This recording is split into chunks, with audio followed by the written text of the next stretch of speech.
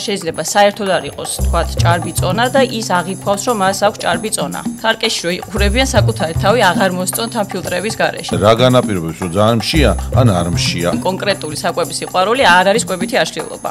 ეშინია წონაში მატების და მიმართავენ რადიკალურ თქვათ ქმედებებს. ეს ფსიქიკური აშლილობაა თუ ფიზიოლოგიური პრობლემა თუ ორივე ერთად? დაკვიატებული აზრი იმდენად ძლიერი არის, იცის რომ აზიანებს და მავნიარი ორგანიზმისთვის, მაგრამ ვერ ერევა ამ აზრს თვითონ. აი რა არის პირველი ნიშანი? მათ არ აქვს ცურვილი სადმე იარონ, საზოგადოებაში ფაქტიურად არასდროს არ ჭამენ. ან თუ შეჭამს თვალს გარიდებს, სხვა სოციალური ინტერესები მას ფაქტიურად ეკარგება და შეიძლება დღეში რამოდენიმეჯერ დადგეს თქვათ სასწორზე და ეს არის მთავარი მიზანი მისი. ბევრია ეგეთი დღეს საქართველოში. საკმაოდ ბევრი არის. ანორექსია მხოლოდ ძალიან გამხდარი გოგონების დაავადებაა. მითია.